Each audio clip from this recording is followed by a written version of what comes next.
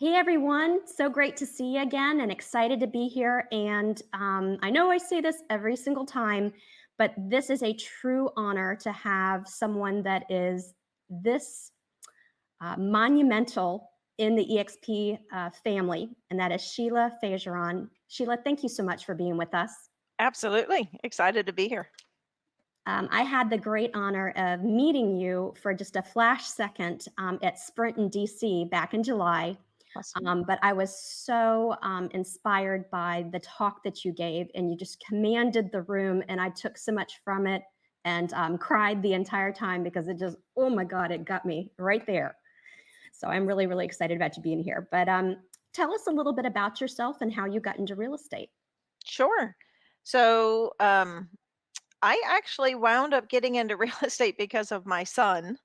I am a single mother and I was working originally in the pharmaceutical business and a national sales trainer helping build the company. And we sold the company. And so we all cashed out. We were all owners. And that's when I got into real estate. But my son, I was originally working with Jerry Jones, who Oh, owns the yeah, cow, who yes. owns the Cowboys. So I worked in his neighborhood as a salesperson, and then moved over to another national company called David Weekley Homes, Okay. designing custom homes. And my son, one day, he was very young, and he said, you know, "Mom, if I could have anything I wanted in the whole wide world," he said, "I would have you pick me up from school every day." And as a mother, is like, oh, a knife Oh, in the heart yes. because I was working a lot of hours in the Right. building business every weekend. I had full-time nannies living with me to help take care of the kids. And so that's what made me wind up going into real estate, just wanting to commit to my kids to pick them up from school every day. As silly as Mhm. that sounds, It's not my silly. my kids are what's most important to me. So, and it's been amazing because, not only was I able to pick them up from school every day, but really just design a life and have a life that a lot of people dream of because of what we have here at EXP. So, pretty Abso- amazing. Absolutely, for sure. Sheila, what would you say is your why? There is no question that my why is God. And I spend a lot of time with him every day. Actually, my entire morning, about 3 to 4 hours every morning, is spent with him, and just work very hard on my relationship with him. I'm not a religious person. I but I'm very committed to him in my relationship. And so he is my why. So I work very hard in everything I say, everything I do, how I treat people, how I feel, my intentions, my attitudes, all of it, of how can I honor him? How can I glorify him? How can I be like Jesus? I don't want to just talk about Jesus. I want to be like Jesus. I want to imitate him. And so that is absolutely my why. That's a very empowering one, and you can feel it. It's nice to be around people that are genuine people that walk the walk and talk the talk. Thank you. Yeah. Talk to everyone about being a true leader. Well, I mean, you obviously were at the speech I Mhm. gave in DC, and it was funny. I've had people ping me before after speeches and ask me to send them the videos, or could you share your slide deck with me? This time I actually had people ask me to give my notes. They said, "Would you be willing to actually give me what you wrote down Yes. and what you said?" Yes. Which was the first time I've ever actually had someone say that to me. So that was kind of telling to me that something must have been said in that speech that got people. Mhm. And then what you said a little bit ago, I'm like, wow. So I guess people really did like that speech It because absolutely, yes. because it the speech was really about what it takes to be a great leader. And I played a video that I think everybody should watch, and it was a video called Facing the Giants, and it's one of my favorite videos. And it talks all about, we talked all about how, leaders are coaches, And, as a coach, and you think about the great coaches who have ever been in sports, right? And you you always hear from the players about how the coach had vision for them, that the coach pushed them, that the coach encouraged them, and that they inspired them. There's so many things that come into play about being a great coach, right? And and really, it's not just about it's it's l- it's leading from the front but pushing from the back at the same time, Mhm. because I'm actually going to share about this next week when we do the Tony Robbins event. Is that um, there's a great picture I saw on Facebook about the difference between a boss and a leader. And there's a picture of a guy sitting on a throne, and the servants are pulling, the wagon or whatever that he's sitting on. And then the next picture is about him out front of all the people pulling the wagon. Mhm. And just really the heart of a leader to me is the whole concept of servant leadership. It's just really being someone who, it isn't about me it isn't about me standing on your shoulders to be great. It's about how can I lift you up, Yes. and somehow as a result of that I'm more successful. But I'm not doing it for that purpose either. Mhm. Because really, if you go into it thinking, well, I'm going to do this for you so I can get this, Yes. that's not a great leader. No, it's not. Really, a great leader is someone who is completely thinking of you Mhm. and thinking about what are your needs, and what can I do to serve you and to help you and to make you better. Mhm. And there's a fulfillment in that to me. Mhm. And I've been a bad leader before. I've had a lot of bad leaders in my life Right. throughout different businesses and careers that I've had. So I've seen every end of the spectrum. Mhm. And I think sometimes age and experience and failure tend to change you, right? And Yes. humble you and help you Yes. realize, what is this life about? What really matters in this life? And what kind of legacy do you want to leave? And what do you want to be known for? Yes. And if I were to be known for something, I want to be known as a servant leader, that I didn't have any problem. Have you ever seen the movie with Mel Gibson? Oh, what's the name of it? And he yells freedom at the end. Do you know which one I'm Oh, yeah, talking about? Braveheart. Braveheart. Okay, so Yes. that's like Yes. one of my all-time favorite movies. Mhm. And I think it's such a perfect example of, he had no problem leading the charge into battle, Right. and he had no problem dying for his people and dying Mhm. for his cause. Yes. But at the same time, he was always inspiring everybody to come along. He wasn't making people or forcing people. Mhm. So those are the things I think about being a true leader. Definitely. For sure.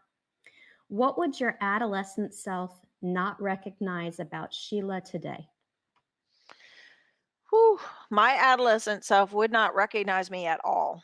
I am a completely different person today than I was. So I am, um, and I have to say that the beginning of the change started when I studied the Bible, because until I studied the Bible, it was very much everything was about me, Mhm. like most typical kids. Right. Right. And it was about me succeeding. Now, I grew up, let me say it this way, I grew up in a situation where I had some pretty tough experiences of abuse and things like that in my past. And what I've noticed about people who have been abused in any way, doesn't matter if it's physical, sexual, emotional, whatever, verbal. Right. Most people I know that have come from abusive backgrounds tend to do one of two things. They either tend to shrink back, Mhm. or they tend to come out swinging. So I've been both sides of that spectrum. There have been times in my life where I have shrunk back and played small and been insecure and been self conscious. And then there's been times in my life that I've come out swinging, that, I'm not going to let you do that to me again, kind of stuff. Right. And so I think growing up, having stuff like that happen to me, I was I was so emotionally distraught, Mhm. not sure how to handle my emotions. And I'm actually reading a great book right now that I could recommend to people called Unglued. And it's a woman, she's hilarious. She talks about how getting a grip on your emotions and how sometimes we explode and then we're full of shame. Right, right. And then sometimes we explode and we blame the other person. And then Mhm, sometimes we shut down and we push people away or and just really describing the different outcomes of our emotions. And I think as a child, I did not know how to handle the emotions from the things that happened to me. mhm, And so as a teen going into my young adult years, I was swinging for the fences trying to keep from those things happening to me again. And it wasn't until I studied the Bible that I realized, hey, wait a minute, I don't have to do that anymore. Now, I'm not saying that overnight my emotions were fixed because I'm 30 years later now still dealing with it, still trying to understand myself. mhm, And this book has been awesome because I've been studying a lot about this topic over the last, especially 3 to 5 years. mhm. And just really, I don't want to hurt people. Yeah. I don't want relationships to be ruined because of something that's messed up in me Mhm. or because of something that's messed up in someone else. And I think I'm so very different from my adolescent self because now I work very hard on the relationship portion of protecting the relationship, Yes. but also setting very clear boundaries so that I make sure no one will cross the line in order to treat me that way again. But at the same time, I'm not coming out swinging anymore, Right. where I actually just have the capability now of stepping back and saying, do I want to stay in relationship with you? Is this something that I can talk with you about and set boundaries with you to make sure you don't do that to me? Right. Or Yeah. do I need to have a conversation and distance the relationship because you're not in a place where we Mhm. can have that relationship? So I'm actually super happy with my progress 30 Good. years later. Good. But I still have so far to go. I still have so long of a way to go because I mean, really, if you think about it, we're all really just little kids in our hearts inside, and it's kind of like, how am I showing up as a little kid? I love the book or the everything I learned in kindergarten or Yes. whatever. What is Yes. that? Yeah, it's Um, the book that is, that's what it is, yeah. yeah. And so it's like we're really all just kind of little kids inside and we're all reacting to each other and our situations and our lives based on our feelings from what happened when we were little kids. So hopefully I treat people better now than I did when I was a kid. And hopefully I'm not as self preserving and scared of getting hurt as I was. And hopefully show up better than I did in my past. I think everyone is getting just a little taste of why I invited you on here and how inspiring you were and why I was crying then and why I'm crying now. Sorry. Sorry. Ugh. Sheila, how does being a part of EXP make you feel? Wow, that there are many, many emotions involving being a part of EXP because I was saying this to somebody the other day. I said, I've never heard anyone from any other company, and this is no bash about any other company. Mm-mm. I've never heard any agent at any other company say, this company has changed my life. You're I've right. never I've never heard anybody say that. No.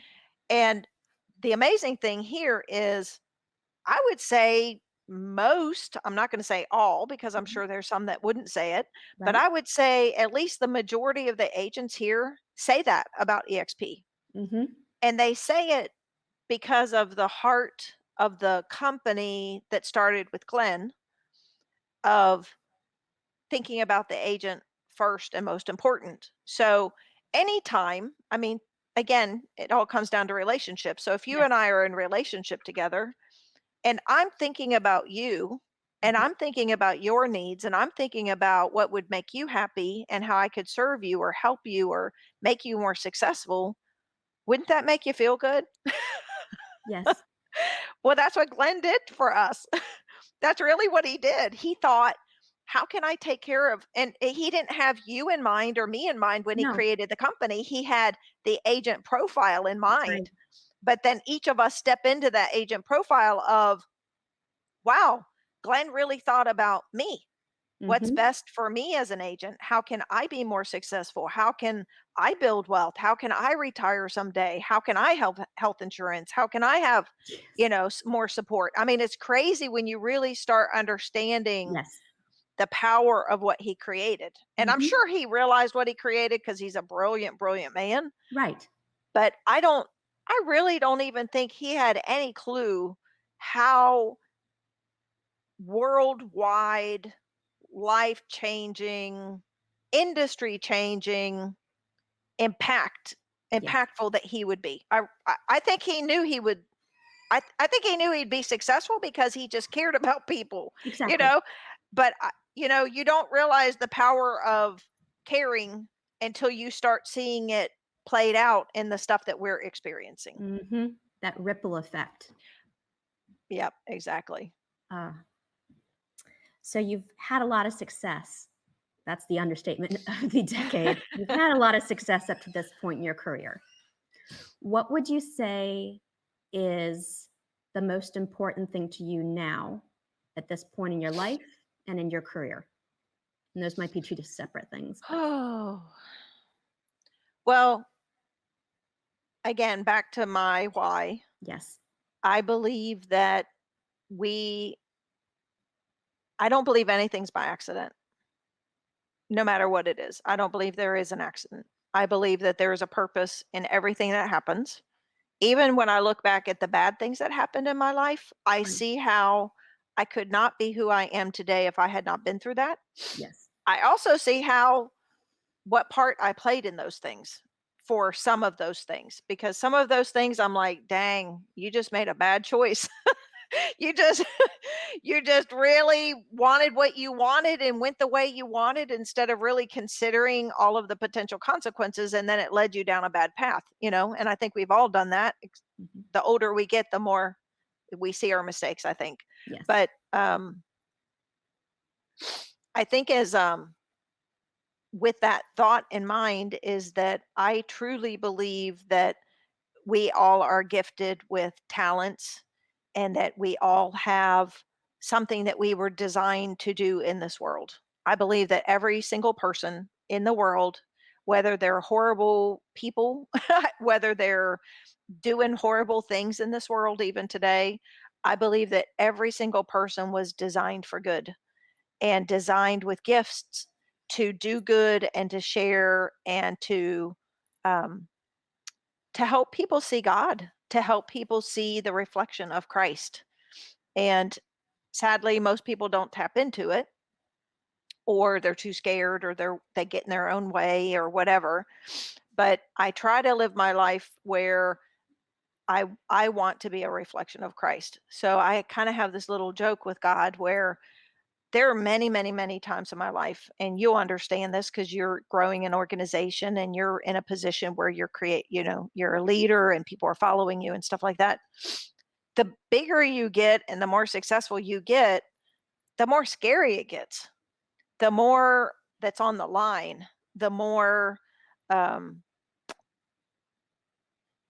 it just you feel like sometimes you're like, I'm on the edge and I don't know what to do and I'm terrified. So I have this little thing between me and God when I'm in those situations where I'm like, okay, I'm jumping, I'm jumping. And sometimes I literally am jumping off the ledge because I'm like, I have no idea how you are going to save me from this, or how are you going to rescue me, or how are you going to bless me through this, or how are you going to make this work. And I don't see the end in sight. I don't see the answer, but you've made it very clear through prayer and advice and counseling and Bible study that you want me to do this.